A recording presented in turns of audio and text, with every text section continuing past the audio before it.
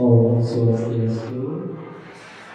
Assalamualaikum warahmatullahi wabarakatuh. Shalom, namo buddhaya, salam kebajikan bagi kita semua. Rahayu, rahayu, rahayu. Yang terhormat Bapak Gede Radike selaku Wakasek Bidang Kurikulum yang pada kesempatan kali ini mewakili Bapak Kepala Sekolah. Yang saya banggakan Bapak Ibu sekalian, terima kasih karena telah menyempatkan waktunya untuk hadir dalam acara diseminasi pada pagi hari ini. Sebelum kegiatan dimulai, kita berdoa terlebih dahulu. Bapak Ibu sekalian diharapkan untuk berdiri.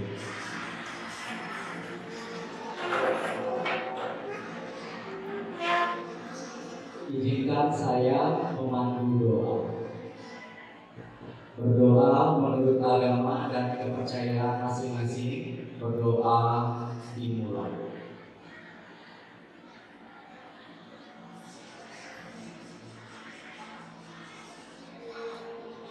Berdoa selesai. Bapak Ibu dipersilakan untuk duduk kembali. Sekali lagi saya ucapkan selamat datang pada acara diseminasi modul 1 titik 4 budaya positif. Sebelum acara kita memulai, yang terhormat Bapak Gede Radike berkenan untuk menyampaikan sepatah dua patah kata dan sekaligus membuka acara pada pagi hari ini. Waktu dan tempat kami persilakan.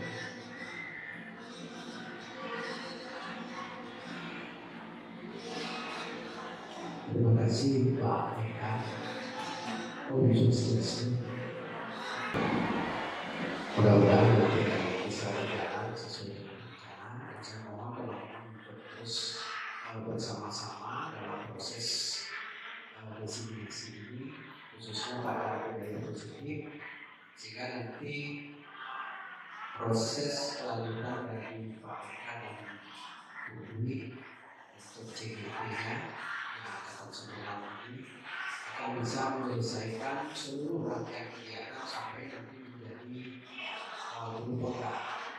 Dan mudah-mudahan nanti diseminasinya akan ada manfaatnya buat kita semua dalam proses menciptakan budaya positif dalam proses kehidupan kita di dalam proses pembelajaran di disiplin pendidikan kesehatan.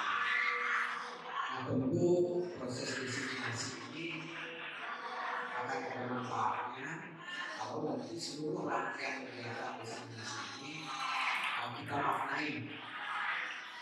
Setelah kita maknai, nanti kita aplikasikan dalam kegiatan kehidupan kita bersama di sini, khususnya disiplin pendidikan kesehatan. Semoga nanti dengan semakin banyak teman-teman kita yang ikut seleksi di CGP, ini akan semakin baik untuk perkembangan kita, khususnya dalam kurikulum mereka ini. Kita tidak pernah berpikir bahwa nantinya kurikulum itu berubah atau tidak. Yang jelas bahwa budaya positif ini akan menjadi bagian pembangunan karakter dan pembiasaan buat kita yang nantinya kita tularkan kepada anak-anak kita semuanya. Saya tidak banyak menyampaikan tasasung ke warung rahe biasanya di luas dengan mengucap awil nama asu nama sinam, maka proses diseminasi budaya positif calon guru penggerak angkatan 9 Pak Eka dan Bu Industri ini saya nyatakan dibuka. Terima kasih dan saya akhiri dengan Om Santi Santi. Assalamualaikum warahmatullahi wabarakatuh. Salam sejahtera bagi kita semua. Saya kembalikan.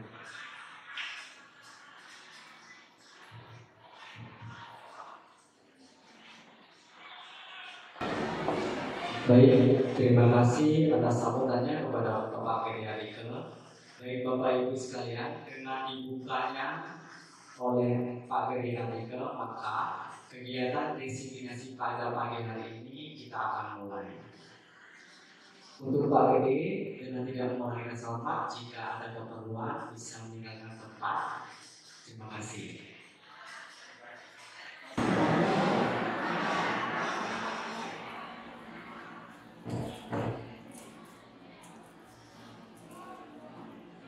Baik, Bapak Ibu sekalian, kegiatan akan kita mulai. Nah, di sini kegiatannya itu adalah diseminasi atau pembahasan modul 1-4, yaitu budaya positif. Ada baiknya sebelum kita memulai, kita akan melakukan ice breaking terlebih dahulu. Oke, ice breakingnya itu sangat mudah. Silakan Bapak Ibu mencari pasangan dua-dua. Sudah? Nanti kalau sudah, dengarkan arahan dari saya. Bapak Ibu silakan duduk berhadapan. Kalau saya bilang tepuk, berarti Bapak Ibu tertawa. Sebelum saya memberi instruksi stop, berarti Bapak Ibu akan terus tertawa. Bisa dipahami? Jadi jika tepuknya 2 kali, berarti tertawanya semakin membesar. Bisa dipahami? Jadi tepuk sekali, ketawa, tepuk 2 kali, tertawanya semakin membesar. Pada saat saya bilang stop, semua langsung hening. Bisa dipahami Bapak Ibu ya? Oke, silakan cari teman dua-dua dan duduk berhadapan.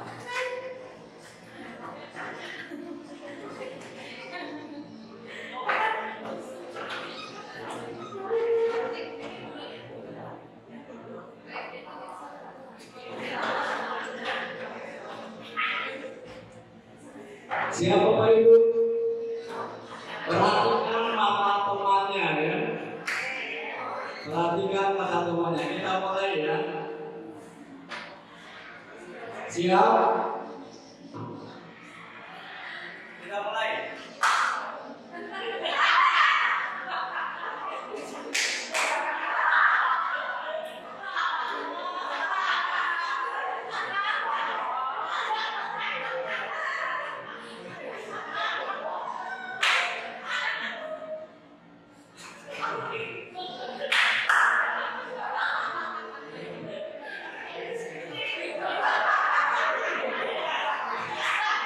Tepuk sekali. Oke. 2 kali.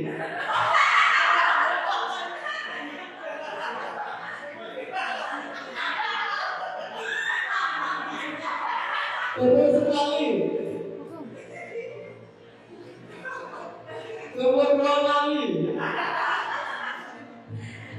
Oke, terima kasih Bapak Ibu. Baik, kenapa saya memilih ice breaking ketawa? Karena ketawa itu bisa membuat kita pertama mengembalikan mood kita, ya, suasana hati menjadi bagus. Jadi vibe-nya menjadi positif. Kemudian yang kedua, dengan tertawa kita bisa awet muda. Oke ya, baik. Oke, terima kasih untuk ice breaking-nya. Nah, berikutnya kita akan menuju ke materi, di mana materi ini konsep inti dari budaya positif. Yang pertama, ada perubahan paradigma belajar. Kedua, disiplin positif. Ketiga, nilai-nilai kebajikan.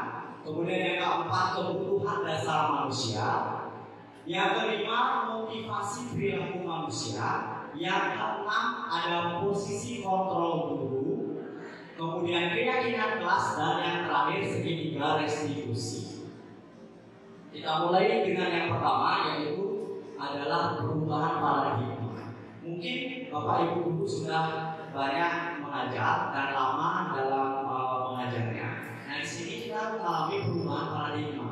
Yang dulunya mungkin kita teacher central atau berpusat pada guru. Nah, sekarang seiring perkembangan zaman, perubahan paradigma pun terjadi. Jadi kita mulai berubah ke arah student center atau yang berpihak kepada murid. Nah, di mana pelajaran yang berpihak kepada murid ini memiliki makna bahwa kita harus memfasilitasi segala kebutuhan murid dengan cara melakukan pembelajaran yang berdiferensiasi. Berasal dari katanya different tapi berbeda-beda. Kita memperlakukan murid itu berbeda-beda sesuai dengan kebutuhannya. Karena setiap orang pasti berbeda. Nah, dari situlah maka kita terjadi perubahan paradigma atau pergeseran paradigma dari yang kita menganggap murid itu sama menjadi berbeda. Seperti itu Bapak Ibu ya.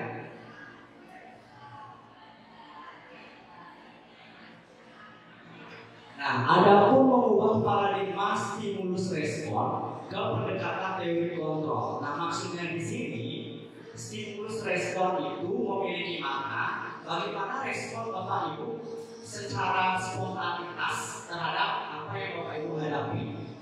Nah, kemudian di sini ada teori kontrol. Teori kontrol itu bagaimana kita mengontrol diri terhadap situasi yang secara mendadak kita hadapi seperti itu. Contohnya, misalnya stimulus respon itu ada kebutuhan kita sama. Kita melihat bahwa semua orang kebutuhannya sama. Padahal kalau kita mengontrol diri dan setidaknya menyadarkan diri bahwa kebutuhan kita itu berbeda. Di sana perbedaan antara stimulus respon dengan teori kontrol. Kemudian yang kedua, semua orang melihat hal yang sama. Jadi kita berspektif bahwa murid itu sama. Nah, bagaimana dengan teori kontrolnya?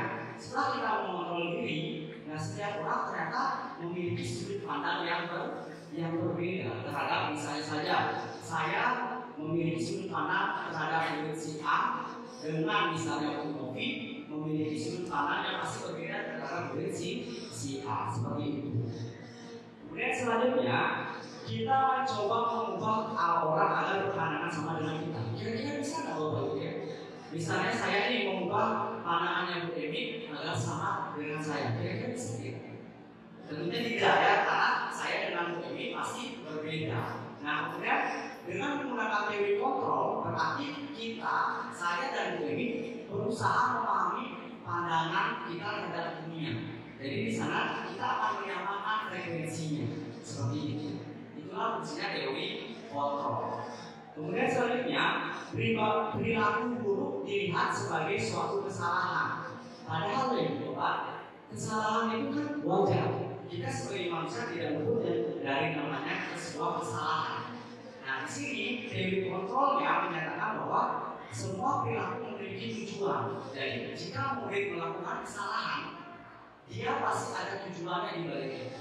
Nanti kita akan lebih lanjut mengupas pada motivasi perilaku manusia. Kemudian orang lain bisa mengontrol saya. Apakah kita bisa mengontrol orang lain? Kira-kira Bapak Ibu bagaimana?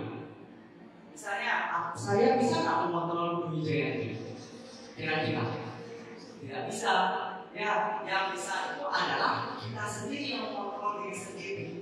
Makanya di teori kontrolnya itu hanya Anda yang bisa mengontrol diri Anda. Kita tidak bisa mengontrol orang lain, tapi kita bisa mengontrol diri kita sendiri. Kemudian saya bisa mengontrol orang lain. Seperti tadi, saya tidak bisa mengontrol orang lain. Yang bisa adalah kita bisa mengontrol diri kita sendiri. Seperti itu. Kemudian pemaksaan ada pada saat kunjungan gagal. Jadi misalnya sesuatu melakukan kesalahan, kita paksa dia, kita beri hukuman seperti itu. Padahal teori kontrolnya kalau kita mengontrol itu ada kolaborasi dan konsensus. Kita berikan anak-anak yang misalnya memiliki kesalahan, kita berikan pilihan. Bagaimana cara dia memperbaiki kesalahannya, seperti itu. Kemudian model berpikir menang atau kalah, model berpikir menang-menang. Mungkin kita dengan teman sejawat, mungkin kita pernah berpikir, oh saya kalah nih dari dia, oh saya menang nih dari dia. Padahal kalau kita mengontrol diri, itu tidak ada yang menang kalah. Yang ada kita itu sama-sama menang dan sama-sama belajar dari sebuah peristiwa seperti itu. Jadi bisa kita bedakan mana yang stimulus respon dan yang teori kontrol. Bisa dipahami Bapak Ibu ya.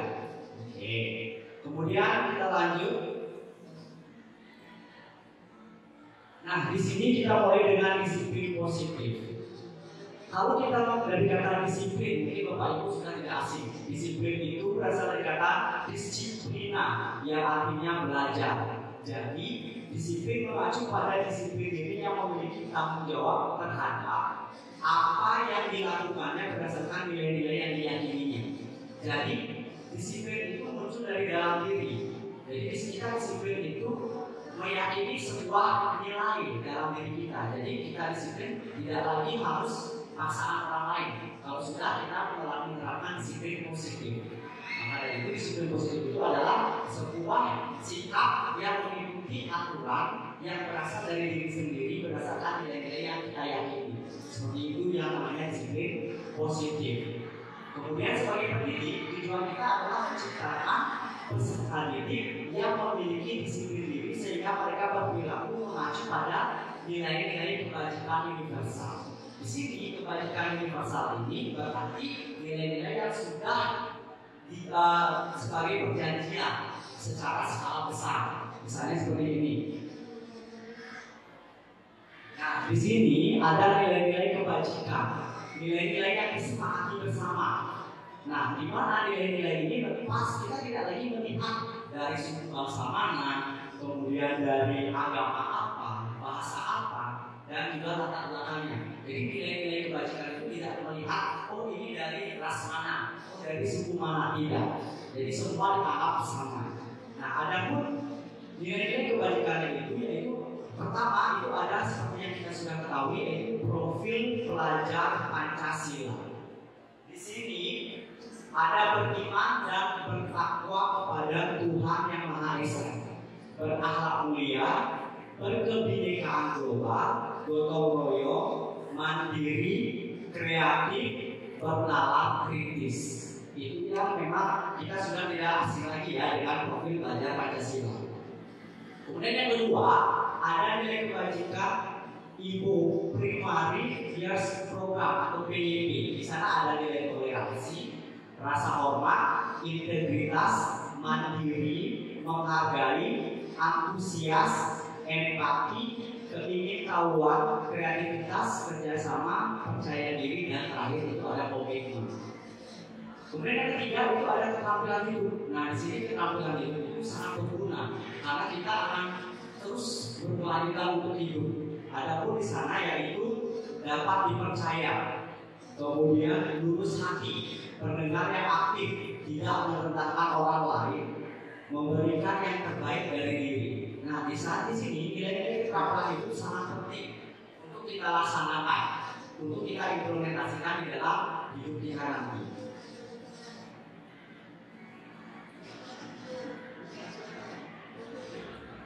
Kemudian kita masuk kebutuhan dasar manusia.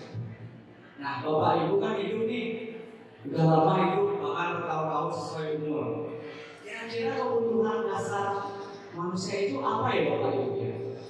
Ada yang bisa menjawab satu orang? Kebutuhan dasar manusia itu apa ya? Oke, Ibu Ami. Oke, makan. Apa lagi? Tempat tinggal. Oke, bagus. Apa lagi? Makan, tempat tinggal, pakaian. Lagi? Pendidikan. Nah, semua itu merupakan kebutuhan dasar manusia. Jadi, apabila kebutuhan dasar manusia ini tidak bisa terpenuhi, maka akan mengakibatkan perilaku yang menyimpang. Ini terjadi pada siswa kita. Siswa kita itu adalah seorang manusia. Jika kebutuhan dasar dari siswa itu tidak terpenuhi, maka akan terjadi penyimpangan perilaku. Contoh, misalnya pagi hari. Pagi hari kebiasaan siswa itu mengeluh, saya belum makan Pak.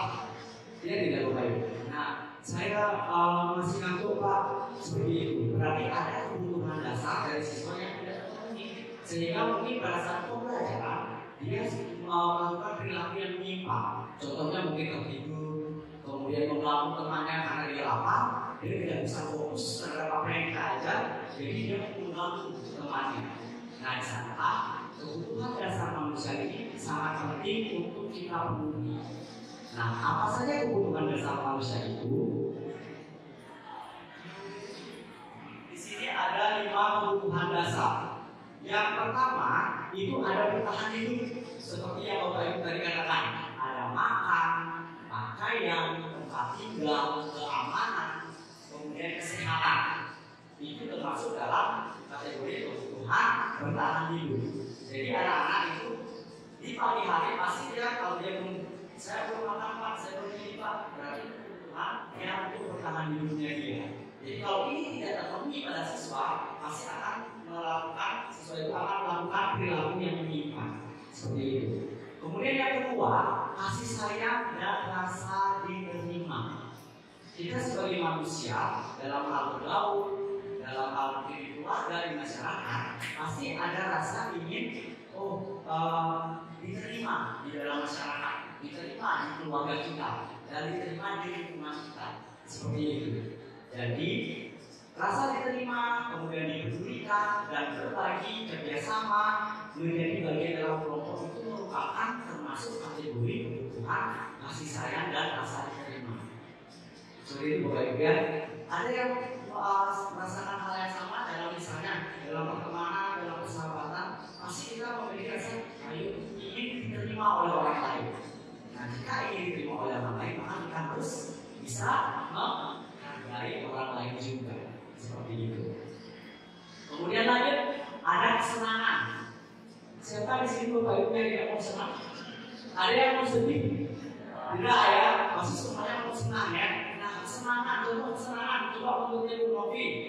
Ibu Novi merasa senang itu pada saat apa nih Bu Novi?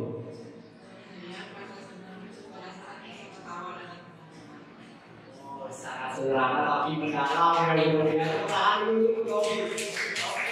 Kalau lebih rasa senangnya ibu itu bisa ketawa bersama teman-teman di tengah teman-temannya ya. Oke, coba lagi satu, Bu Dwi Jayati Rahayu.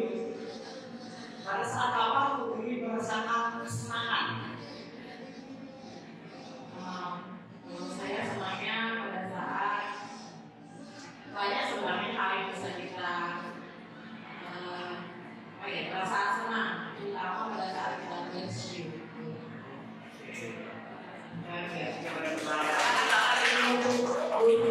Oke ya, rasa senang itu pada saat bersyukur. Walaupun dalam keadaan apapun, kalau kita bersyukur, pasti rasa senang itu akan ada. Oke, lagi satu di bawah sebelah sini. Kira-kira rasa senang itu pada saat kapan ya, Bu? Kalau saya jujur ya saat shopping. Oke,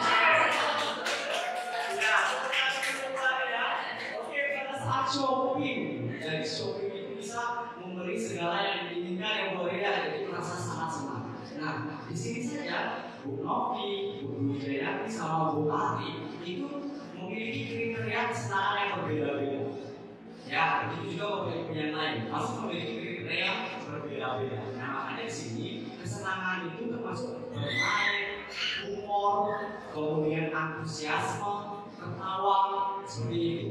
Kemudian kita masuk ke kebebasan. Ada yang menginginkan kebebasan. Ada yang menginginkan saya ingin terkungkung, terikat. Ada nggak?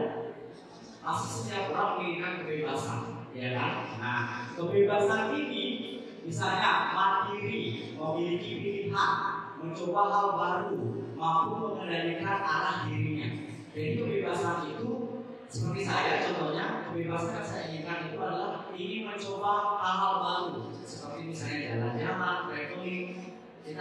menemukan hal-hal yang baru, suasana yang baru. Oke, coba saya tanyakan satu, kebebasan menurut kriterianya Bu Emi apa ya? Kebebasan menurut saya itu adalah ketika kita bisa menentukan pilihan tanpa ada diskriminasi orang. Oke, sekali ya. Jadi kebebasan Bu Emi itu adalah Ibu Emi bisa menentukan pilihannya sesuai dengan kata hati sendiri tanpa ada diskriminasi dari orang lain. Nah, itulah arti dari kebebasan, sebuah kebebasan. Kemudian penguasaan. Nah, penguasaan, Bapak Ibu pasti pernah berkuasa, terutama dalam hal hidupnya, apalagi ibu-ibu anaknya. Ya, jadi berkuasa atas anaknya dalam artian mengatur anaknya, dalam contohnya saja memberi makan, mandi, harus jam berapa, seperti itu, penguasaan. Jadi penguasaan juga termasuk ke dalam 5 kebutuhan dasar manusia. Di sini bisa kita lihat harga diri, keinginan untuk dianggap, kemudian memimpin, berprestasi, diakui, dengan. Jadi misalnya seperti ini, kita diberikan tugas. Setelah kita menyelesaikan tugas, kita ingin nggak apa yang kita kerjakan itu dihargai? Benar nggak? Ya, sanalah kebutuhan dasar manusia itu adalah ingin dihargai, ingin diakui pekerjaannya. Seperti itu kebutuhan dasar manusia. Bisa ya Bapak Ibu ya. Jadi 5 kebutuhan dasar manusia itu ada bertahan hidup, kemudian kasih sayang dan rasa diterima, kesenangan, kebebasan dan penguasaan. Jadi jika kelima kebutuhan dasar ini tidak terpenuhi, apalagi dalam diri siswa, maka dia akan berperilaku menyimpang. Contohnya mungkin seperti yang setiap hari Bapak Ibu temui. Pada saat pembelajaran mungkin dia tidur, ngobrol, kemudian berbuat nakal, tapi di balik itu semua ada kebutuhan dasar yang memang tidak terpenuhi. Dan mungkin nanti Bapak Ibu punya anak, itu harus dipahami. Jadi walaupun anak kita nakal, nantinya kita harus siapkan jangan sampai menjudge anak nakal, tapi dia kebutuhan apa yang tidak terpenuhi dari dia. Seperti itu. Mungkin ini bisa jadi bekal Bapak Ibu untuk anak-anaknya ya di rumah ya. Itu dia kebutuhan dasarnya. Kemudian ada motivasi perilaku manusia. Jadi setiap apa yang kita lakukan itu ada motivasinya loh Bapak Ibu. Jadi apa yang kita lakukan, contoh, saya tanya satu orang, apa sih motivasinya bekerja di sini? Pasti ada dong motivasinya ya. Oke, coba ke Pak Yudi deh sekarang. Motivasi Pak Yudi bekerja apa? Oke, motivasi saya bekerja pertama bekerja ini mungkin karena bisa dari alam, kalau saya teruskan sama sih. Luar biasa sekali Bapak Ibu ya. Jadi motivasi Pak Yudi ada di sini menjadi seorang guru adalah gara-gara almarhum. Ya, yang harus diteruskan. Nah seperti itu. Jadi apa sih latar belakang kita melakukan sebuah tindakan? Nah jika ini kita lihat dari sudut pandang murid, pasti dia berbuat perilaku misalnya nakalkan, mengejek teman, pasti ada motivasinya apa? Seperti itu. Nah di sini motivasi perilaku manusia itu ada 2, intrinsik dan ekstrinsik. Intrinsik itu dari dalam diri. Jadi motivasi intrinsik itu adalah untuk menjadi orang yang mereka inginkan dan menghargai diri sendiri dengan nilai-nilai yang mereka percaya. Jadi misalnya dalam diri sendiri, oh saya harus disiplin. Dia muncul dari dalam diri, bukan dari orang lain yang menyatakan kamu harus disiplin, bukan. Jadi itulah namanya motivasi intrinsik dari dalam diri sendiri. Kemudian motivasi ekstrinsik tentunya dari luar. Dari luar itu bisa berupa untuk menghindari ketidaknyamanan atau hukuman. Jadi murid itu dia saya harus menaati peraturan sekolah agar saya tidak dihukum. Berarti itu dari luar, bukan dari dalam diri sendiri yang menginginkan bahwa saya harus disiplin. Berarti dia disiplin karena dia takut hukum seperti itu. Kemudian yang kedua, mendapatkan imbalan atau penghargaan. Mungkin di kelas Bapak Ibu misalnya bertanya, mereka anak-anak, motivasi mereka pasti apa? Nilai, ya kan? Nilai saya aktif, harus aktif karena saya ingin sebuah penghargaan dari Bapak Ibu. Nah itulah jadi motivasi intrinsik itu yang muncul dari dalam diri. Ekstrinsik itu adalah yang muncul dari luar diri. Contohnya seperti hukuman dan imbalan atau penghargaan seperti itu. Bisa ya Bapak Ibu ya, bisa dipahami ya. Oke.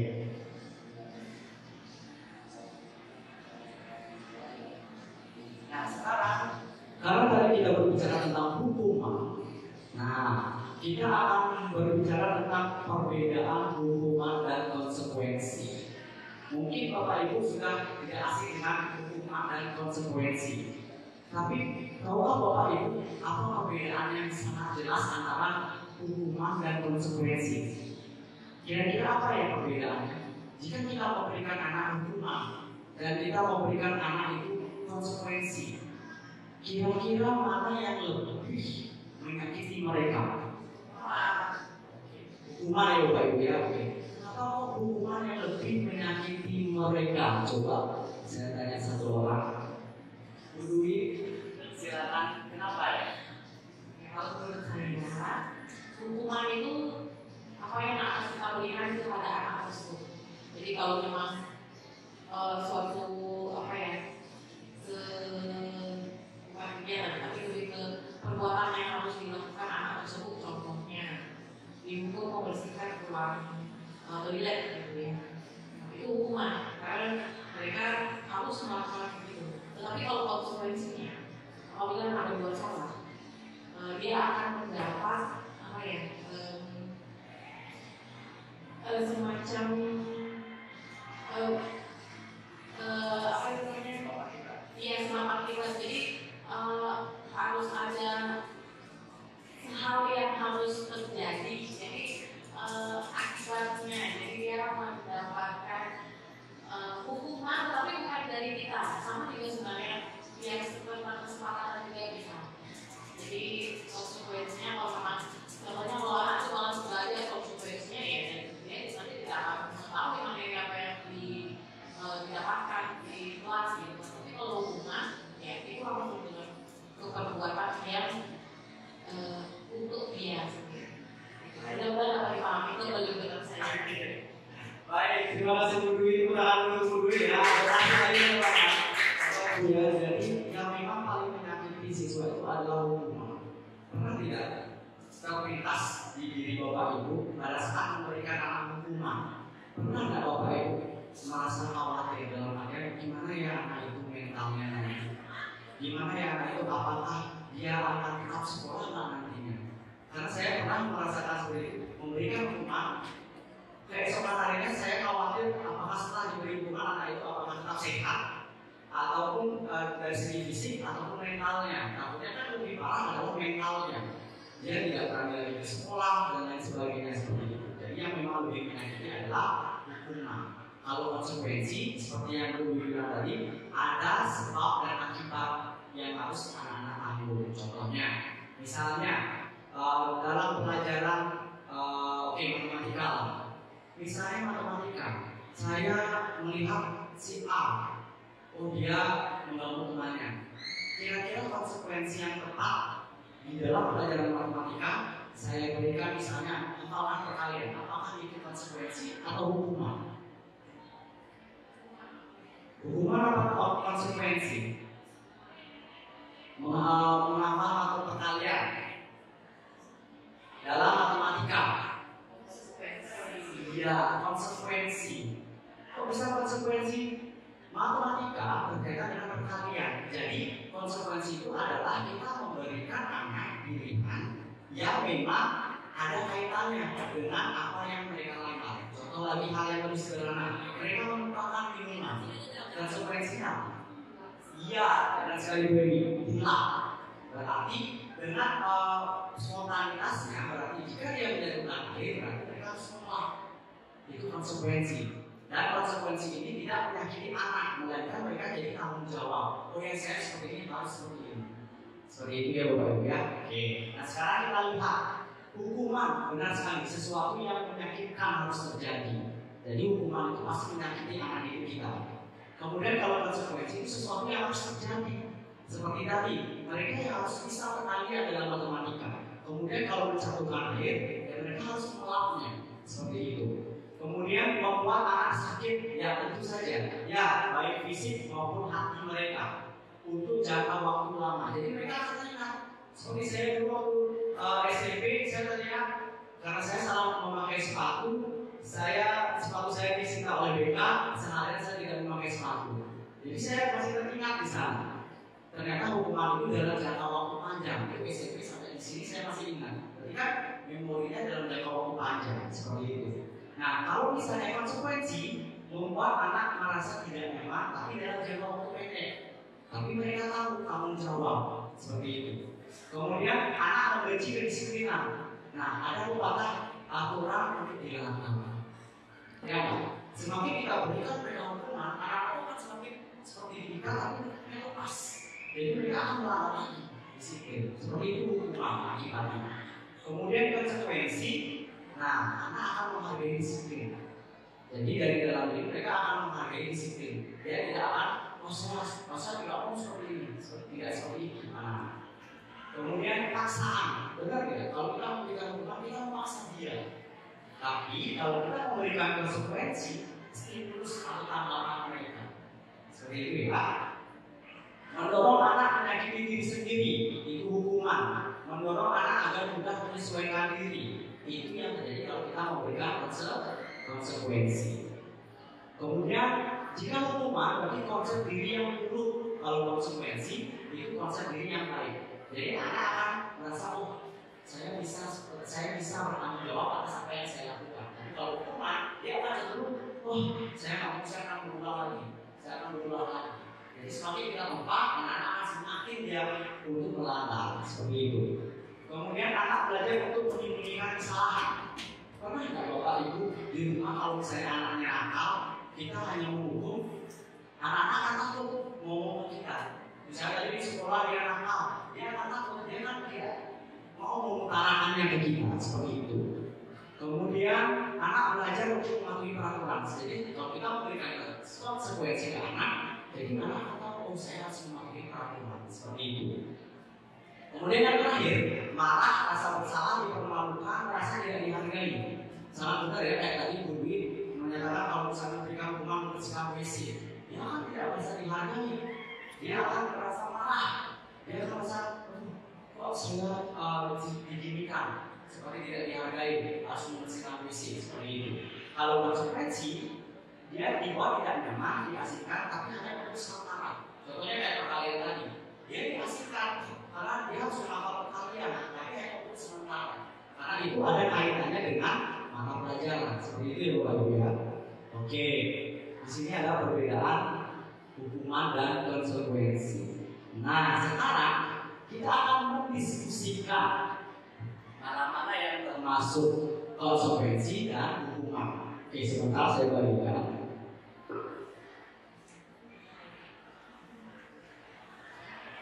Di sini ada 7 perilaku. Nanti Bapak Ibu silakan putuskan mana yang termasuk hukuman, mana yang termasuk konsekuensi. Nah, seperti tadi sudah saya paparkan dan juga sudah mendapat pendapat dari Ibu Dwi. Jadi Bapak Ibu sudah memahami mana yang hukuman, mana yang konsekuensi. Dan sekarang silakan Bapak Ibu lengkapi lembar kerja ini. Nanti saya akan berikan waktu sekitar 20 menit untuk memikirkan. Bisa ya Bapak Ibu ya? Oke.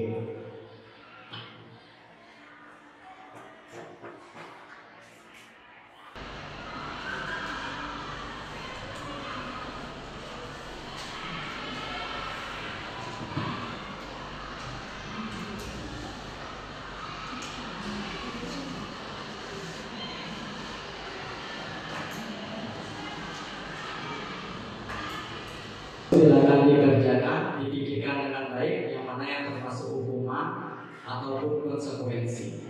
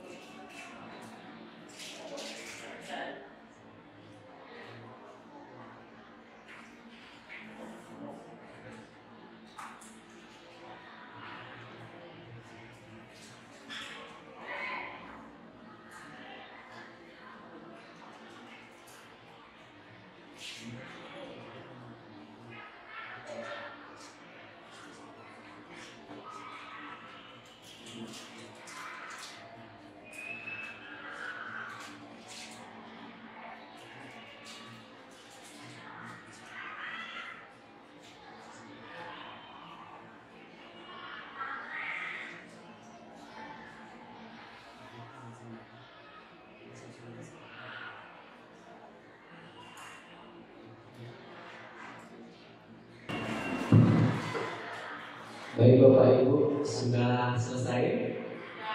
Oke, bisa membedakan mana yang hukuman dan konsekuensi?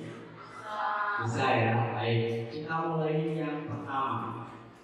Mencatat 100 kali di dalam buku kalimat saya tidak akan terlambat lagi karena terlambat ke sekolah. Oke, saya minta satu. Coba siapa ya? Oke, Bu Meli. Kira-kira nomor 1 itu hukuman atau konsekuensi, Bu Meli? Oke. Nomor 1 itu adalah hukuman. Teman-teman bagaimana? Bapak Ibu setuju itu hukuman? Setuju. Iya. Itu adalah hukuman. 2. Lari mengelilingi lapangan basket 2 kali karena terlambat hadir di sekolah. Kira-kira itu hukuman atau konsekuensi? Coba Bu Putri, hukuman atau konsekuensi? Oke, ini adalah hukuman karena kalau seandainya ini ada, nah seperti yang Bapak terakhir di pelajaran PJOK. Nah, kalau di PJOK itu baru namanya ya konsekuensi karena itu ada hubungannya dengan olahraga. Ya Bapak Ibu ya, jadi harus bisa membedakan hukuman dan konsekuensi. Kemudian yang ketiga, murid diminta untuk push up 15 kali karena tidak menggunakan masker di sekolah. Kira-kira hukuman atau konsekuensi? Iya, hukuman di sana ya, karena dia disuruh untuk push up, padahal ini bukan dalam ruang lingkup PJOK ya, olahraga. Kemudian menggantikan kertas tugas teman yang telah dicoret-coret. Ya, betul. Itu adalah konsekuensi. Kemudian yang lain membersihkan tumpahan air di meja tulis karena tersenggol pada saat belajar. Coba saya tanya Bu Sri Aryani. Konsekuensi Pak. Oke, benar sekali ya. Karena di sana ada membersihkan tumpahan air di meja tulis karena tersenggol pada saat belajar. Itu adalah konsekuensi. Jadi itu harus dilakukan akibat dari tindakan yang dia lakukan. Kemudian yang terakhir murid disuruh untuk mengenakan. Di sini maksudnya untuk bertelanjang kaki ya, karena tidak mengenakan sepatu hitam. Kira-kira? Iya, hukuman. Ya, karena itu akan membuat murid itu merasa malu. Ya, itu dia hukuman. Kemudian yang terakhir pastinya, iya, itu terakhir pastinya konsekuensi karena ruang lingkupnya di sana adalah olahraga. Jadi diberikanlah konsekuensi untuk lari mengelilingi lapangan basket seperti itu. Bisa dipahami Bapak Ibu ya? Oke, perbedaan antara hukuman dan konsekuensi. Ternyata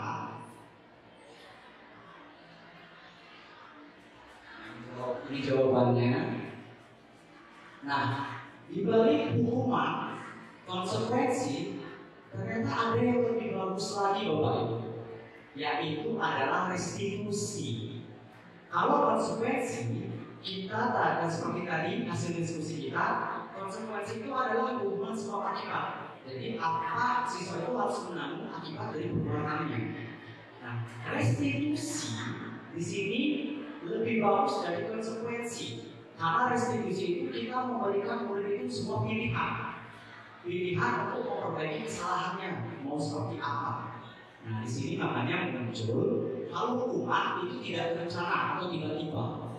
Jadi begitu biasanya respon kita terhadap murid yang melakukan kesalahan pasti menghukum. Itu respon kita. Nah itu yang secara tiba-tiba. Kalau yang konsekuensi itu secara berencana.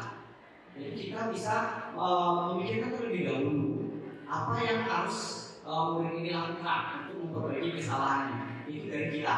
Tapi kalau restitusi, di sini kita akan menciptakan sebuah kondisi agar murid itu sendiri dapat memperbaiki kesalahannya. Jadi mereka dapat memikirkan cara-cara apa yang harus dilakukan untuk memperbaiki kesalahannya. seperti itu di restitusi. Kemudian di sini juga kita restitusi itu proses kolaboratif yang mengajarkan untuk murid itu mencari solusinya sendiri. Tapi bukan kita yang memberikan, kita hanya mengarahkan. Misalnya dia melakukan kesalahan, tidak membuat PR misalnya seperti itu. Jadi kita akan mengarahkan dia.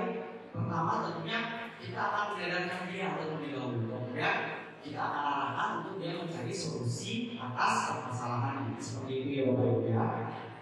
Nah di sini terdapat 3 perbedaan hukuman, konsekuensi dan restitusi.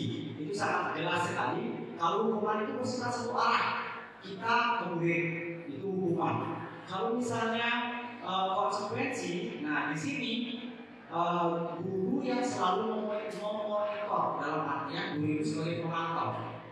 Oh ini dia melakukan kesalahan, kita selalu memantau.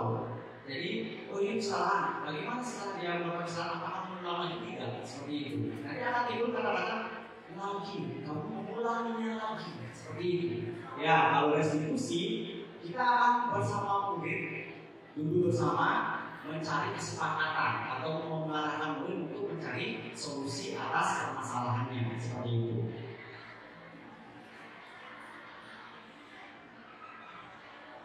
Oke, terkait dengan itu kita masuk dalam posisi kontrol guru, tapi kita akan mengontrol siswa. Nah, kita harus bisa menempatkan diri seperti apa dalam mengontrol siswa itu. Misalnya saja di sini ada miskonsepsi. Sering sekali terjadi miskonsepsi seperti pertama ilusi bahwa semua perbuatan positif efektif dan bermanfaat. Contohnya, perbuatan positif itu misalnya penghargaan. Ternyata penghargaan itu menurut Bapak Ibu baik apa tidak? Baik ya. Padahal penghargaan, contoh misalnya penghargaan seperti kalau misalnya dia bisa menjawab kita beri sebuah reward dalam arti coklat lah. Nah, tidak semua penghargaan itu baik. Karena apa? Jika kita selalu memberikan reward ke anak, otomatis dia akan selalu mengharapkan melakukan sesuatu dia akan aku ingin mendapatkan coklat seperti ini. Misalnya mendapat tambahan nilai seperti itu. Jadi dia akan berpacu pada imbalannya, bukan proses yang dilaksanakan. Itu makanya di sini sering sekali miskonsepsi bahwa penguatan positif itu efektif dan bermanfaat. Tapi tidak semua penguatan positif ya bisa bermanfaat. Kemudian ilusi guru mengontrol murid. Jadi kita seolah-olah mengontrol murid, selalu mengontrol murid. Tidak pernah kita memikirkan perasaan murid. Kita tidak memberikan murid itu ruang untuk berbicara, membela diri ya. Kemudian ilusi bahwa kritik dan membuat rasa bersalah mampu menguatkan karakter. Rasa bersalah, kalau sudah rasa bersalah, dia akan menguatkan karakter mereka, malah melemahkan mereka menjadi takut untuk berbuat lagi. Seperti itu. Kemudian yang terakhir, orang dewasa berhak memaksa. Nah, contohnya kita pasti sering memaksa diri kita, misalnya melakukan apa, padahal mereka sendiri tidak mau melaksanakan. Seperti itu ya Bapak Ibu, miskonsepsinya. Nah di sini 5 posisi kontrol guru. Kira-kira nih setelah Bapak Ibu baca, penghukum, pembuat rasa bersalah, pemantau, teman, manajer. Yang mana yang kira-kira bagus untuk anak-anak kira-kira? Coba pikirkan dulu sebentar. Di antara penghukum, kemudian pembuat rasa bersalah, kemudian pemantau, teman, dan manajer. Kira-kira yang mana yang paling bagus yang kita terapkan apabila anak mengalami atau membuat perilaku yang menyimpang? Saya tanya Ibu Anggi. Saya manajer Pak. Manajer. Kemudian Ibu Emi, kira-kira bagusnya yang mana Bu Emi ya? Saya setuju Ibu Anggi manajer. Oke, manajer di sini. Nah, kenapa manajer? Kalau penghukum itu akan lebih memberikan rasa sakit ke anak-anak. Kemudian kalau pembuat rasa bersalah itu kita lebih menyerahkan ke mental mereka. Kemudian kalau pemantau kita akan cenderung mendikte anak-anak. Teman, terkadang teman ini bagus, tapi jika kita salah memposisikan diri, nanti anak-anak akan keterlaluan terhadap kita. Contoh berperilaku, misalnya memegang bahu kita, ya. Kalau dia kita menganggap memposisikan diri sebagai teman, jadi anak-anak cenderung untuk kelebihan atau lepas kontrol ke kita. Tapi kalau kita di posisi manajer, kita masih ada ruang dengan anak atau jalan, tapi kita tetap akan memberikan anak ruang untuk pertama berpendapat, kedua kita akan memberikan anak itu ruang untuk membela diri pada saat melakukan perilaku yang menyimpangkan seperti itu. Nah, ini dia contoh penerapannya. Kalau sebagai pemukul, pasti kita akan cenderung memberikan hukuman. Contohnya saja hormat pada bendera 1 jam. Kalau sebagai pembuat rasa bersalah, pasti kita selalu mengatakan berapa kali Bapak harus memberitahu.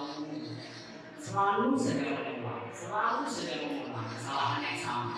Pasti itu yang berulang dari kita. Kemudian kamu selalu saja mengecewakan Bapak. Jadi mereka kita akan menyerang mental mereka.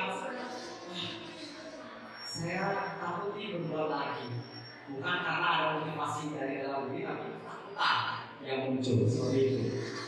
Kemudian kalau dia di posisi teman, cenderung bahasanya, ayo dong bantu aturan sekolah, tolong bantu Bapak ya sekali ini. Ya sudah, tidak apa-apa. Pasti seperti itu bahasanya kalau kita memposisikan diri di teman. Kemudian lain kali jangan sampai terulang lagi. Kalau pemantau, kita cenderung mendikte. Contohnya, kamu sudah melanggar peraturan sekolah, kamu tahu konsekuensinya apa? Seperti itu. Kemudian konsekuensinya apa? Kita yang memberikan selalu acara bendera, beli atributnya, kemudian di tangan. Jadi cenderung dari kita. Itu namanya pemantau. Manajer, kita akan memberikan menyadari mereka dulu. Apakah yang kamu lakukan itu merupakan bagian dari kesalahan? Di sini kita menyadarkan diri dulu, kemudian bagaimana cara memperbaiki kesalahanmu seperti itu. Bisa dibagi ya Pak ya, terdapat perbedaan. Oke. Nah, di sini saya akan memiliki 2 kasus. Coba Bapak Ibu pikirkan kasusnya ini. Apakah dia yang mana yang cocok di posisi kelima kontrol ini? Ya.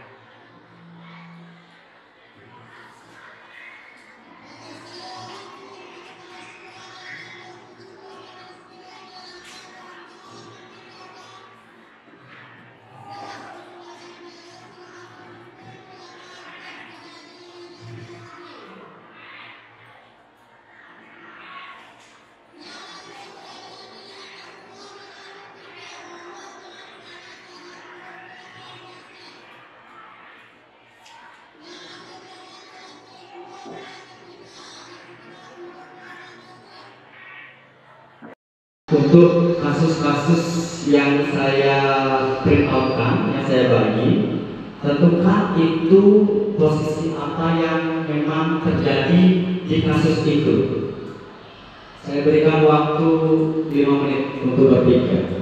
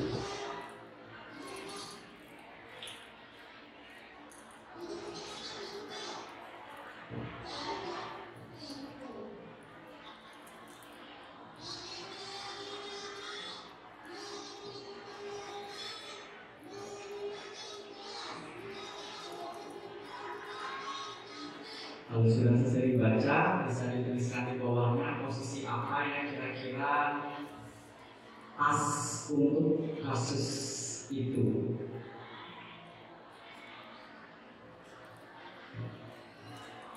sana ada penghukum, kemudian ada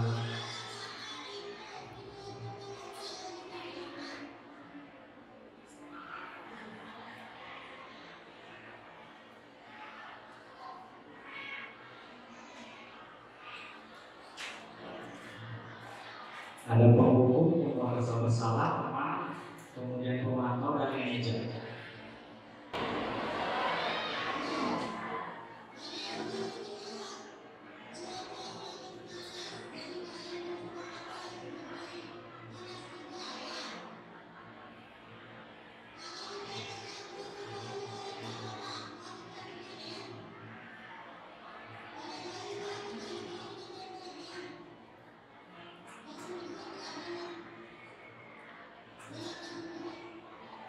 Sudah Bapak Ibu? Oke, sudah memikirkan dengan baik. Kira-kira masing-masing kasus itu posisi apa yang tepat di sana? Oke, bisa kita mulai diskusinya? Oke, untuk yang pertama,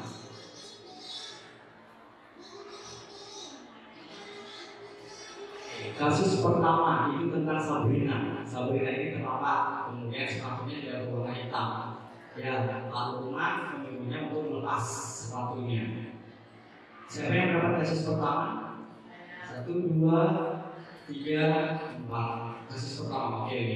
Nah di sana kira-kira setelah Bapak Ibu baca nih, apa posisi kontrol yang tepat di sana? Coba Bu Novi. Untuk kasus 1, di sini setelah saya baca kasus dari Sabrina dan Pak Lukman, di sini posisi Pak Lukman sebagai penghukum kalau menurut saya Bapak. Sebagai penghukum. Iya. Kira-kira dari mana Bu tahu bahwa itu adalah hukum? Oke. Jadi di sini ketika saya baca kasus 1, kenapa saya menganggap bahwa posisi Pak Lukman itu sebagai penghukum? Karena di sini diceritakan bahwa si Sabrina itu salah menggunakan warna sepatu. 1. Kemudian Pak Lukman itu meminta Sabrina untuk melepaskan sepatu dan tidak memperbolehkan Sabrina untuk menggunakan sepatu di sana. Jadi seperti itu mungkin bisa diterima Pak. Baik, tepuk tangan dulu untuk Bu Novi. Bagus sekali ya. Oke, Siapa lagi mendapatkan sesuatu? Beri sekali. Oke, Bu Dwi. Dan di sini kita akan tahu pendapatnya Bu Dwi tentang kasus 1.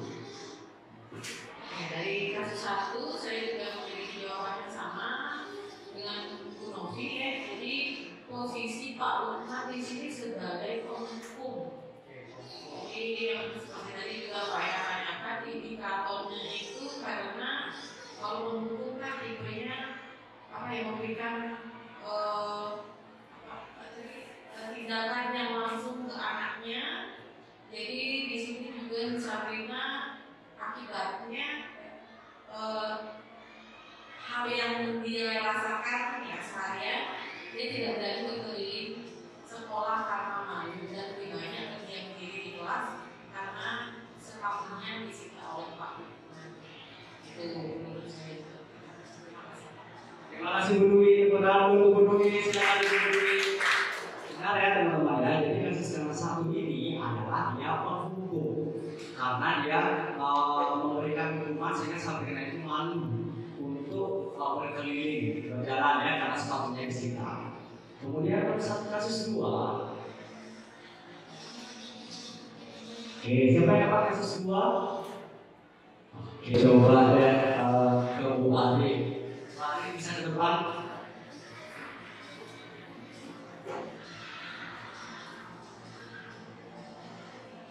Oke, kita lihat Bu Ari pendapatnya seperti apa. Baik, di sini saya dapat kasus 2. Setelah saya baca analisis posisi kontrol yang dipraktikkan oleh kepala sekolah, menurut saya sebagai manajer, karena di sini kepala sekolah dia menanyakan langsung ke Dino apa yang terjadi. Jadi Dino menceritakan dari awal apa yang terjadi, kemudian kepala sekolah memberikan pertanyaan-pertanyaan apa solusinya, sehingga menemukan solusi.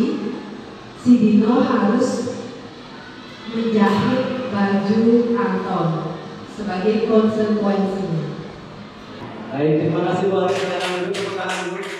Ya, oke. Nomor 2 ini adalah sebagai manajer. Ya, walaupun di sana ada beberapa part yang memang terlihat seperti menghukum, tapi di sana Bu Suki itu pertama kali dia menanyakan dulu, menyadarkan siswanya dulu, kemudian ibunya menanyakan keyakinannya mana yang dilalak seperti itu ya. Jadi yang kedua ini adalah manajer.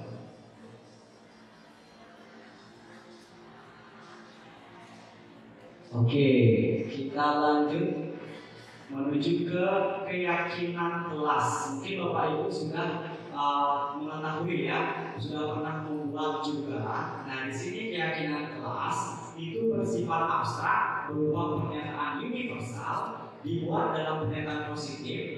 Nah, kalimat yang digunakan itu sedikit saja agar mudah diingat, kemudian sesuai dengan kondisi kelas dan sekolah sehingga mudah diterapkan. Kemudian yang terakhir, warga kelas dilibatkan dalam membuat sebuah keyakinan kelas. Jadi Bapak Ibu itu buat dulu sebuah diskusi di kelas, kemudian kaitkan dengan peraturannya, jadikan dia kalimat positif, kemudian tarik nilai-nilai yang ada di sana. Seperti itu keyakinan kelasnya. Nah, di sini kita buat dari peraturan kemudian masuk ke keyakinan kelas. Keyakinan kelas ini mengandung nilai-nilai kebajikannya. Contohnya, selalu kembalikan guru ke tempatnya. Berarti keyakinan kelas di sana adalah tanggung jawab. Jadi mereka bertanggung jawab untuk meletakkan kembali apa yang mereka ambil. Kemudian yang kedua, dilarang mengganggu orang lain. Di sana keyakinan kelasnya adalah menghormati orang lain. Kemudian hadir di sekolah 15 menit sebelum pembelajaran dimulai, menghormati orang lain dan berkomitmen. Kemudian dilarang melakukan kekerasan, keselamatan, menghormati orang lain. Dilarang menggunakan narkoba, berarti di sini kesehatan. Bergantian atau menunggu giliran, menghormati orang lain, bersabar. Kemudian menggunakan masker, berarti kesehatan dan keselamatan. Di sini ya keyakinan kelasnya. Jangan berlari di kelas atau koridor, tentunya keselamatan dan keamanan. Seperti itu ya Bapak Ibu ya. Kemudian kita akan masuk kembali. Nah, kita akan masuk lagi ke segitiga distribusi. Tadi manajer, posisi kontrol yang terbaik. Nah, manajer ini jika kita memilih posisi manajer, kita akan menggunakan atau memproses anak itu dengan menggunakan segitiga distribusi ini. Di mana segitiga distribusi ini harus dijalankan oleh guru agar dapat menghasilkan murid yang mandiri dan bertanggung jawab. Nah, di sini langkah-langkahnya, pertama kita akan stabilkan identitas dulu. Seperti yang ini terlihat di slide, kita buat mereka itu nyaman dulu, tidak merasakan kalau anak-anak merasa bersalah melakukan kesalahan, pasti mereka akan emosi, mereka akan buruk. Kita kenalkan dia dulu dengan cara berbuat salah itu wajar. Kita berikan kalimat seperti itu. Tidak ada manusia yang sempurna. Benar tak Bapak Ibu ya? Tidak ada manusia yang luput dari kesalahan. Ibu atau bapak juga pernah melakukan itu. Kita juga pasti pernah melakukan kesalahan kan? Kemudian tidak mau mencari siapa yang salah atau benar. Seperti itu. Terakhir, ya kamu berhak berasa seperti itu. Seperti itu. Kemudian di sini menstabilkan identitas prinsipnya adalah bahwa kesalahan adalah bagian dari proses pembelajaran. Jadi kita akan menormalkan kesalahan, tapi bukan berarti membenarkan kesalahan ya. Kita buat dia bahwa ternyata tidak biasa saja yang pernah melakukan kesalahan, kita juga pernah seperti itu. Kemudian langkah berikutnya, validasi tindakan yang salah. Nah, kalimatnya itu kamu pasti punya alasan mengapa melakukan hal itu. Padahal kamu bisa melakukan yang lebih buruk dari ini. Kemudian kamu harus bangga karena telah melindungi sesuatu yang penting buat kamu. Intinya kita akan divalidasi tindakan ini. Kita akan mencari tahu kebutuhan dasar mana yang memang tidak terpenuhi pada kepada si anak, seperti itu intinya. Ya. Terakhir, menanyakan keyakinan. Nah, di sini kita kembalikan setelah kita tahu, oh ternyata hubungan dasar ini yang memang tidak terpenuhi. Kita kembalikan keyakinan ke keyakinan kelas mereka. Kita tanyakan keyakinan kelas mereka masih ada dengan keyakinan kelas kita. Kemudian nilai-nilai apa yang bisa disepakati kemarin, dan dari tindakan ini mana yang memang melanggar keyakinan itu sendiri. Kemudian kamu ingin menjadi orang seperti apa nanti? Nah, di sini menanyakan keyakinan, Bapak Ibu juga bisa menanyakan bagaimana cara untuk mengatasi masalah itu. Bisa diarahkan juga boleh. Seperti itu ya Bapak Ibu ya. Nah, sekarang karena saya sudah menerapkan segitiga restitusi, bagian ini saya akan mengajak Bapak Ibu untuk menyaksikan prosesnya, videonya. Selamat menyaksikan. Halo Tami. Halo Pak. Apa kabar? Halo, saya baik Pak. Bapak dengar dari Pak Dimas, kamu kemarin bertengkar ya sama mereka? Ya Pak, pas itu saya sempat bertengkar sama dia karena dia menyontek tugasnya saya Pak, dan juga dia menyontek ulangan PR saya Pak. Oh begitu, wajar lah ya kalau kamu jadinya kesal. Bapak juga kalau ada posisi seperti itu pasti Bapak merasakan hal yang sama dengan kamu. Lalu kamu berbuat seperti itu kan pasti ada alasannya. Apa alasannya? Saya sih kesel aja ya Pak ya, karena dia tuh dengan mudahnya menyontek tugasnya saya, menyontek ulangan tugasnya saya. Karena ini kalau dia sama sekali Pak, bahkan saya sudah belajar dengan dia, tapi dia dengan bapaknya menyonteknya saya Pak. Oh ya, wajar lah kalau kamu merasa kesal dan juga pasti kamu tidak rela pekerjaanmu dicontek begitu saja oleh mereka, padahal kamu sudah berusaha keras ya. Iya Pak. Lalu apa yang kamu lakukan pada mereka? Pas itu sih saya marah-marah ke dia Pak, saya maki-maki dia, dan saya nggak sengaja mengobrak dirinya dia sih Pak. Oke, mungkin ada maki-maki mereka ya. Tapi Bapak juga mengapresiasi sikap kamu yang tidak berlebihan, seperti mengenang sama memukul mereka ya. Nah, menggebrak dan memaki-maki itu kira-kira sesuai nggak ya dengan keyakinan kelas kita bersama? Enggak Pak. Menggebrak dan memaki-maki itu melanggar keyakinan kelas kita yang mana ya utama? Saling menghargai dan menghormati Pak. Oke, saling menghargai dan menghormati. Kira-kira kami saling menghargai dan menghormati itu penting nggak? Bagi saya sih penting Pak. Penting ya. Lalu kemudian setelah pada saat kamu emosi, keyakinan kelas mana yang kamu harus pegang dan lakukan? Saya harus lebih sabar Pak.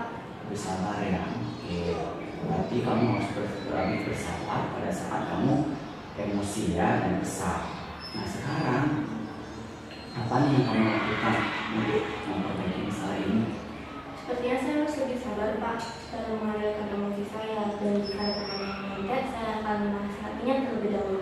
Tapi jika dia tetap begitu, sama saja saya akan melaporkan ke guru mata pelajaran atau anak saya Pak. Oke, tindakanmu sudah betul ya. Jadi ingat harus bersabar ya, bersabar. Kalau memang dia berulang seperti itu, silakan lakukan tindakan yang kamu bilang tadi. Oke, sekarang kamu bisa kembali ke kelas. Terima kasih ya Utami. Ya Pak, terima kasih ya Pak, saya permisi. Iya. Ini yang pertama ya Bapak Ibu. Kemudian yang kedua,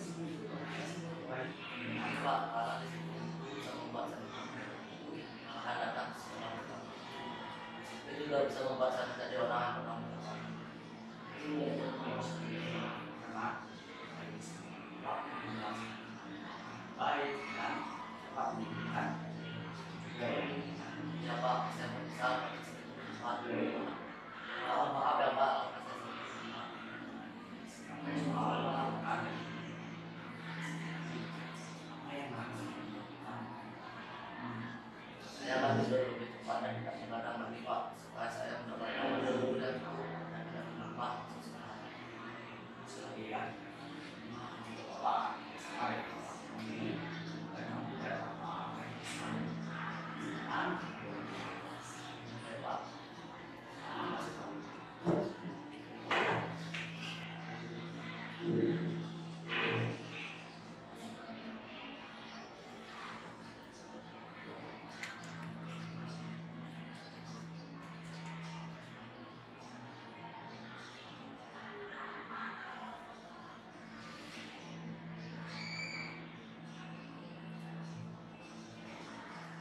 Baik, itulah tadi dua cuplikan video penerapan segitiga restitusi. Semoga penerapan tadi bisa Bapak Ibu menjadi inspirasi bagi Bapak Ibu untuk menerapkan segitiga restitusi ini ya. Sebelum pada kesimpulan, kita akan masuk kepada sesi diskusi.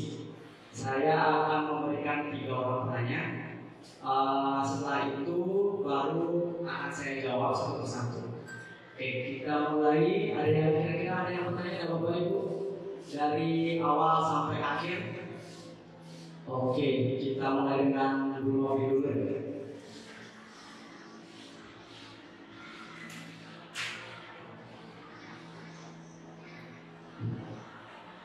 Baik, terima kasih Pak Eka atas kesempatannya. Jadi di sini saya akan menanyakan tentang segitiga restitusi, di mana ada 3 tahapan seperti yang tadi disampaikan, yaitu yang pertama ada menstabilkan identitas, kemudian yang kedua itu memvalidasi tindakan yang salah, kemudian yang ketiga menanyakan keyakinan. Nah, apakah dari ketiga komponen dari ketiga restitusi ini, apakah urutannya bisa diubah Pak? Jadi itu pertanyaan saya. Sekian dan terima kasih. Jadi untuk pertanyaannya Bu Novi, pada segitiga restitusi apakah urutannya bisa diubah? Baik. Untuk pertanyaan yang kedua, coba Bu Dwi. Terima kasih atas kesempatan yang diberikan kepada saya. Sebelumnya terima kasih Pak Eka ya. Jadi dengan adanya pertemuan ini saya benar-benar mendapatkan ilmu baru. Jadi tidak hanya dalam mengajar saja ya untuk status guru, tetapi kan juga kita perlu mengetahui di luar hal mengajar, etika dan perilaku dan apa yang kita lakukan terhadap murid model melakukan salah seperti itu ya Pak.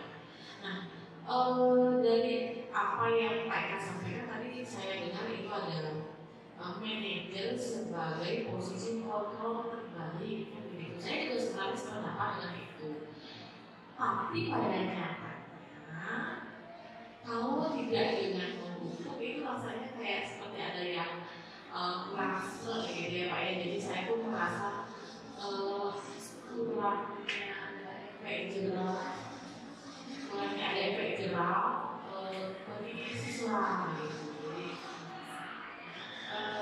kalau menurut Pak Eka bagaimana kira-kira caranya mengatasi? Saya juga agak bingung karena itu. Terima kasih Pak Eka. Terima kasih Bu Dwi. Berarti pertanyaan Bu Dwi adalah bagaimana mengatasi jika menjadi manajer tapi kurang seret ya kalau tidak pada posisi pemukul. Yang terakhir, pertanyaan yang terakhir kira-kira. Bu Ali. Baik, terima kasih atas waktunya. Di sini saya masih agak bingung untuk membedakan ketika kita pada posisi kontrol guru. Nah, kalau ini sedikit nyambung dengan pertanyaannya Bu Dwi. Cuma di sini saya lebih menekankan kepada posisi kontrol guru antara menjadi teman dan manajer. Di mana sih poin penting untuk membedakannya? Terima kasih.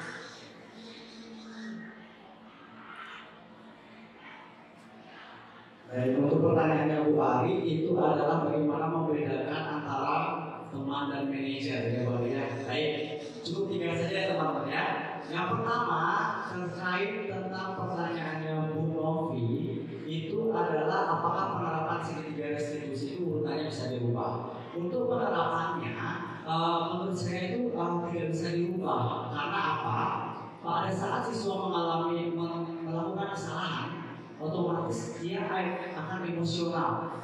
Jadi hatinya itu tidak stabil. Nah sekarang kita harus menstabilkannya dulu, menenangkannya lah bahasa sederhananya. Kemudian baru kita mencari tahu penyebab apa yang menjadi perilaku penyimpangnya itu. Jadi penyebabnya atau dalam tahapan validasi tindakannya salah. Kemudian yang terakhir baru kita mengembalikan ke dia. Apakah ini termasuk melanggar keyakinan dan bagaimana caranya? Seperti itu ya Bu ya. Jadi menurut saya tidak bisa diubah karena berdasarkan fakta yang terjadi seperti ya. Jadi kemudian nomor 2 itu bagaimana dalam posisi manajer itu seperti penghukum itu merasa kalau tidak ada posisi penghukum. Nah saya pun seperti itu. Tapi saya merasa kalau misalnya kita tidak memberikan hukuman seperti itu ya Bapak Ibu ya. Tapi di sini kita mulai belajar, kita mulai mengubah paradigma kita agar kita bisa memberikan mobil itu memang untuk dia berbicara, untuk membela diri seperti itu ya. Jadi saya rasa kita harus mulai mengubah paradigma. Dan melalui guru penggerak inilah saya belajar untuk mengubah paradigma itu. Kemudian yang terakhir, bagaimana memposisikan teman dan manajer. Nah, seperti saya bilang tadi, jika kita memposisikan posisi sebagai teman, pasti anak-anak akan bertindak istilahnya loss control terhadap kita. Nah, jadi kita harus bisa menjaga jarak walaupun memang kita diberi atau dituntut untuk menciptakan hubungan positif, tapi kita harus tetap ada batasan-batasan dengan anak itu. Nah, seperti manajer juga misalnya, di manajer itu batasan-batasannya jelas, tidak boleh ya. Jadi kalau teman itu memang terkadang kita yang close control dan anak juga close control ke kita seperti itu. Jadi diharapkan adalah posisi manajer seperti itu. Baik, cukup 3 pertanyaan. Kemudian kita akan simpulkan diskusi kita pada pagi hari ini, yaitu pada penerapan program disiplin positif hendaknya seorang pendidik mampu merefleksi dirinya dalam posisi kontrol saat ini serta perjalanan dirinya sebagai seorang pendidik, yaitu among yang menuntun muridnya sesuai dengan kodrat alam dan kodrat zaman. Seperti itulah hasil dari kegiatan kita pada pagi hari ini.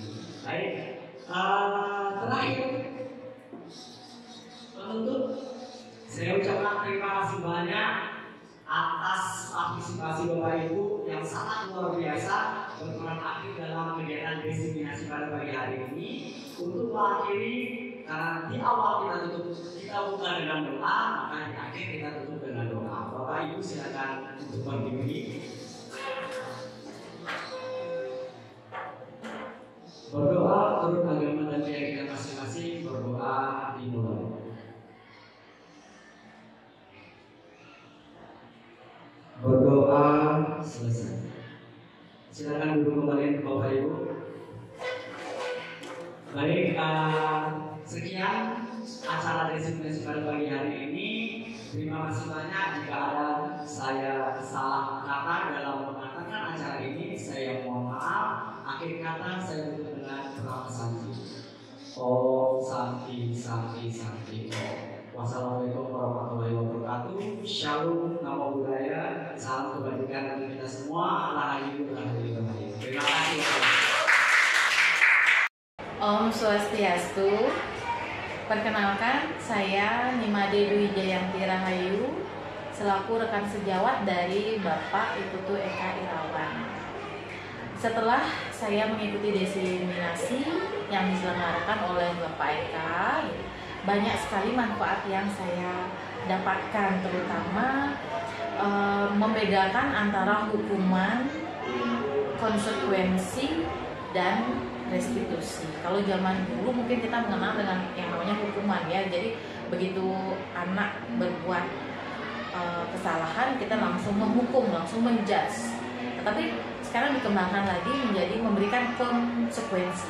Itu yang saya tahu. Tetapi setelah saya mengikuti diseminasi, ternyata ada lagi hal yang lebih baru dan lebih baik untuk dilakukan seorang guru, yaitu dengan memberikan restitusi. Dan restitusi ini kan sebenarnya bagaimana posisi guru sebagai seorang manajer. itu juga dijelaskan oleh Pak Eka dalam materi posisi kontrol guru yang tadinya yang zaman dulu sebagai penghukum, nah sekarang bisa berubah menjadi seorang manajer. Jadi kita juga perlu memanage diri kita sebagai guru, jadi untuk melakukan atau berperilaku kepada murid yang salah. Kalaupun muridnya salah ya, jadi kita harus menanya dulu, mengklarifikasi dulu, memberikan kesempatan kepada murid untuk membela diri, karena setiap orang juga dasarnya berhak untuk membela dirinya. Mungkin murid tersebut melakukan kesalahan ini karena ada sesuatu yang tidak kita ketahui, juga perlu kita tanya, perlu kita klarifikasi sebagai posisi kita sebagai manajer. Jadi saya sangat bersyukur juga diberikan kesempatan untuk mengikuti diseminasi oleh Pak Eka. Jadi ternyata di luar dari kita mengajar, guru itu banyak sekali mempunyai tugas. Jadi tidak hanya mengajar, kita juga bagaimana melayani siswa apabila ada siswa yang membuat kesalahan. Jadi kita bisa apa yang harus kita lakukan. Nah, ini adalah materi baru yang saya terima, yang sangat fresh, dan Pak Eka juga menyampaikannya dengan baik, dengan lancar, langsung saya cerna dengan baik. Jadi sangat bermanfaat diseminasi yang dilakukan oleh Pak Eka, dan mudah-mudahan apa yang Pak Eka sampaikan bisa saya lakukan. Jadi kadang kan teorinya sudah mantap, tetapi kenyataan di lapangan masih belum 100%. Nah, mudah-mudahan dengan ilmu yang diberikan Pak Eka, saya selaku guru bisa melakukan atau memberikan pelayanan kepada murid sesuai dengan posisi manajer. Demikian yang bisa saya sampaikan. Terima kasih. Om Santi Santi Santi.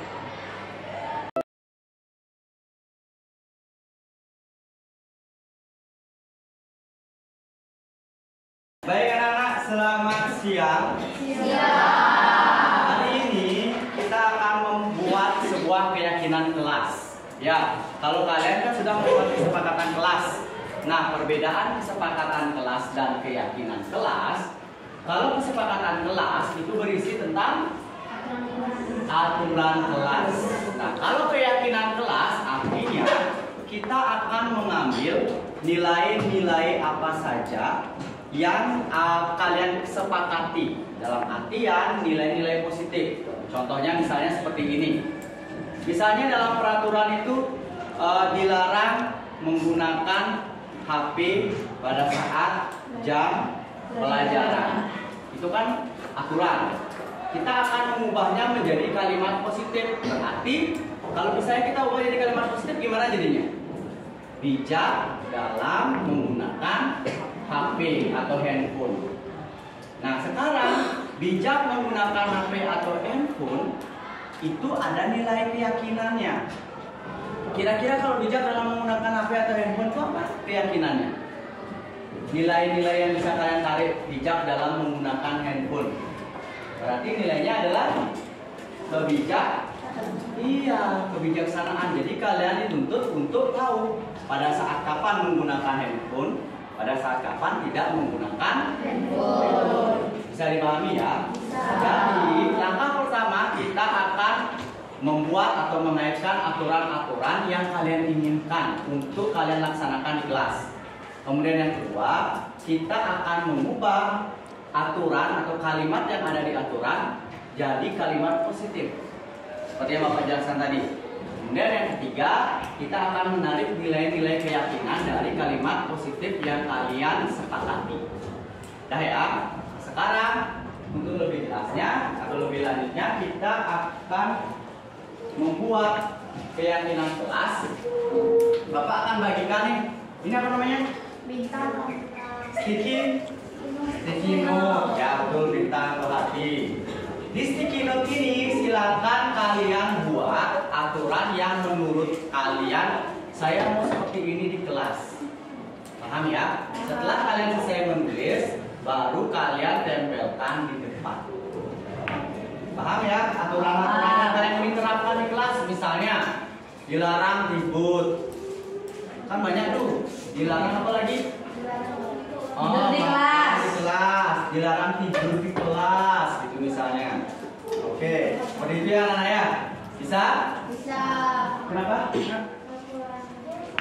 Iya, satu orang satu peraturan. Jadi kita akan memiliki 30 berapa kali 36 ya? 34. Berarti kita akan memiliki 34 aturan. Nah, dari sana Bapak akan kelompokkan aturan-aturannya yang sama satu sama lain, baru kita tarik nilai keyakinannya. Bisa ya? Bapak akan bagi dulu. Kalian buat dulu aturan yang kalian ingin laksanakan di kelas. Ya. Yuk. Ayo, Ma.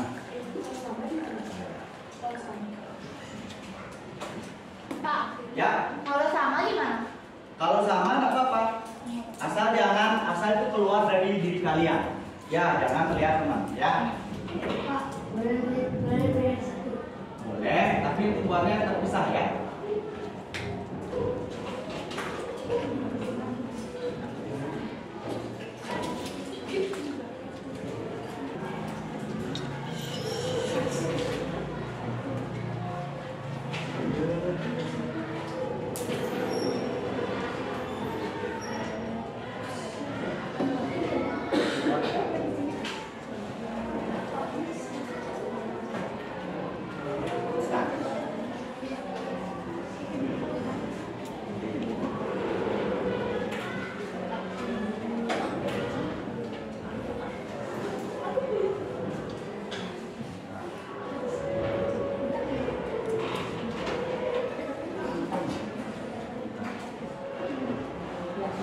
Ya, langsung ditulis.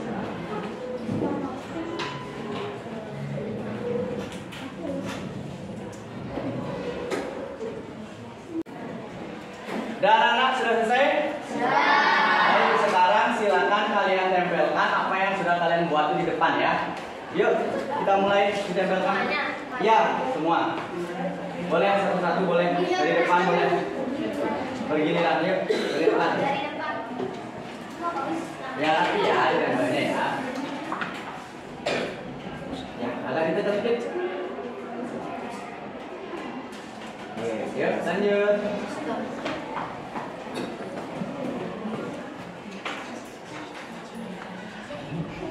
Oke, lanjut.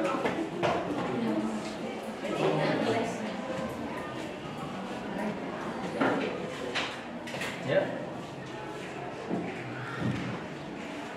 Oke, lanjut.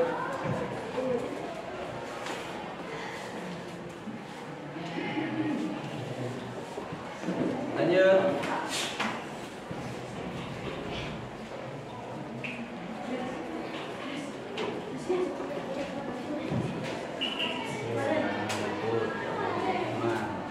Lanjut.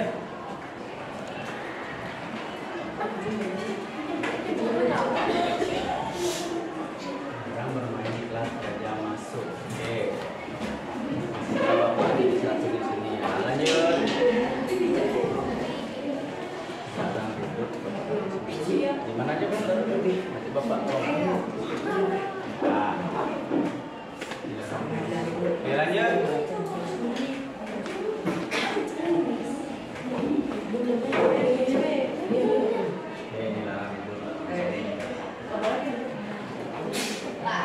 Yuk, lanjut.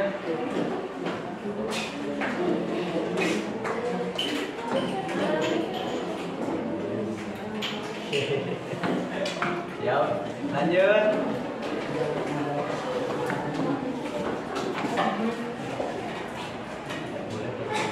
Oke, berarti di sini masukkan ke objek. Lanjut. Next.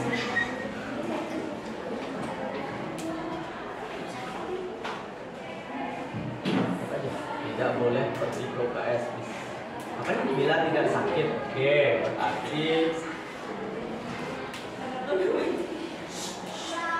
bermain plaster. Lanjut.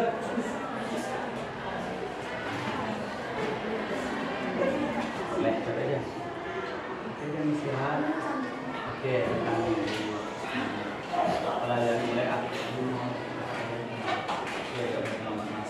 Lanjut.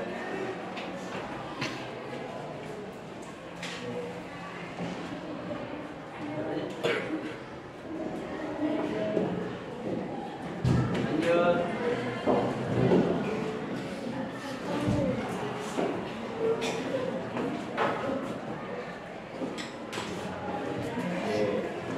Lanjut.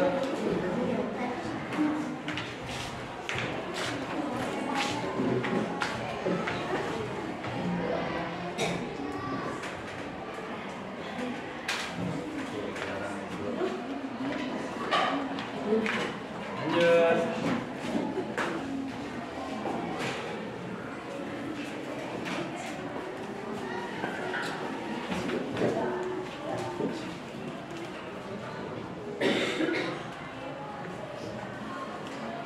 Lanjut. Jangan mengabaikan ucapan.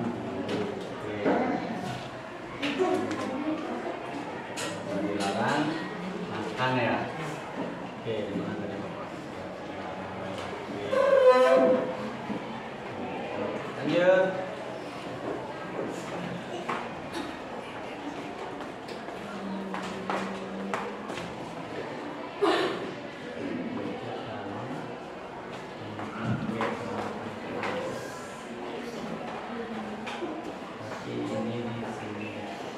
Lanjut lah.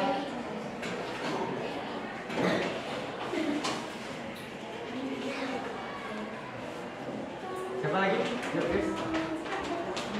Oh.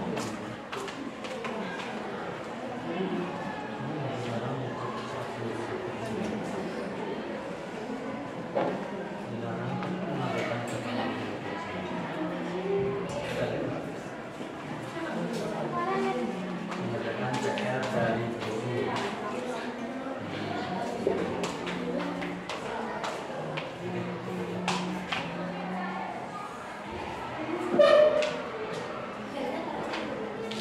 Ya, minum dulu ya. Lanjut.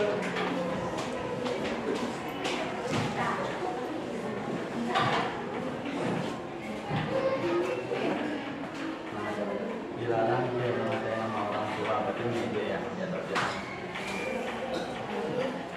Oke. Lanjut. Wah, sebagian besar ini tidak boleh mengejek ya. Oke, lanjut. Dilarang berisik.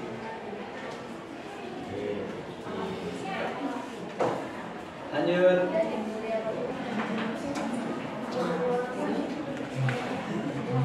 Tidak menutup.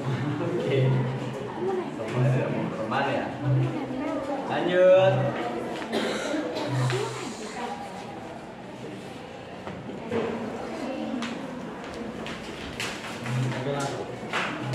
Dilarang mengemudi bus. Lanjut.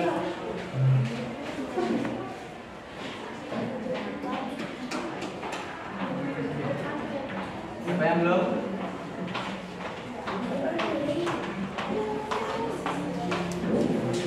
Dilarang membuang sampah. Lanjut. Sudah semua? Ada yang belum? Belum lagi 2 orang Pak. Oke. Tiga orang. Ya, lanjut. Oke.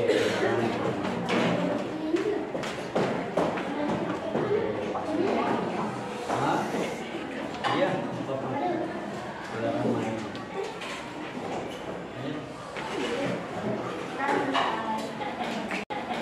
Oke, sudah semua ya anak-anak ya? Baik anak-anak, tadi kalian sudah membuat sebuah peraturan.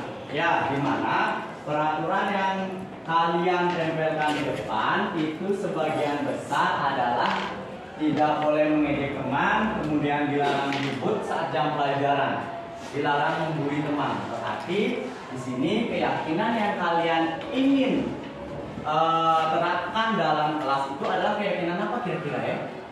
Tidak membuli, tidak mengejek nama orang tua. Kalau kita ubah jadi kalimat positif berarti bijak dalam berkata. Ya, jadi bijak dalam berkata-kata. Berarti kalau bijak dalam berkata-kata, kira-kira nilai keyakinannya apa ya di sana ya?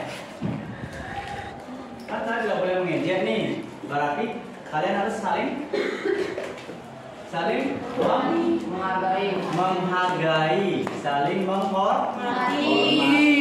Berarti nilai keyakinan yang ingin kalian terapkan itu yang pertama adalah saling menghormati dan menghargai. Itu yang pertama, nilai keyakinannya. Kemudian yang kedua, di sini ada Bapak lihat dilarang membuang sampah, dilarang makan di kelas. Kira-kira kalau diubah ke dalam kalimat positif apa ya? Bijak dalam bersikap. Kira-kira apa ya? Kira-kira kalau diubah menjadi kalimat positif? Dilarang membuang sampah, dilarang makan. Berarti buanglah sampah. Iya, buanglah sampah pada tempatnya. Berarti nilai apa yang di sana terkandung?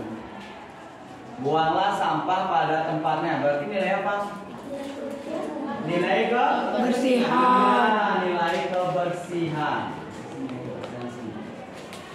Kemudian ada lagi bijaklah. Oke, tidak boleh mengerjakan PR di kelas.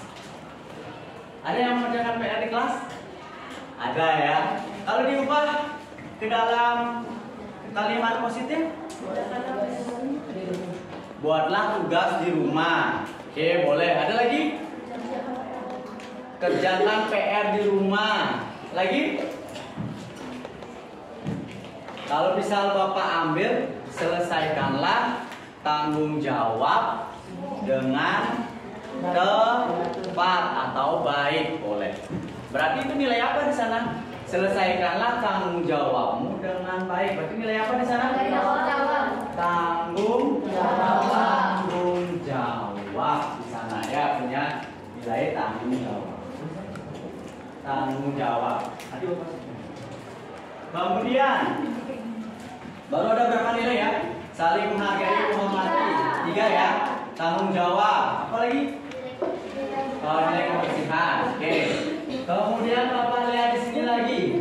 Dilarang bermain di kelas pada jam masuk kelas. Tidak boleh pergi ke UKS. Kemudian dilarang main HP saat jam pembelajaran. Kira-kira apa ya? Ketertiban, Pak. Ketertiban, betul. Jadi kalian ingin menerapkan nilai ketertiban di kelas. Di baru 4 ya nilai ini ya. Terus nilai ketertiban. Kemudian lalu Bapak cek lagi. Iya boleh. Bijak dalam menggunakan peralatan kelas sudah, dalam memuat sampah sudah.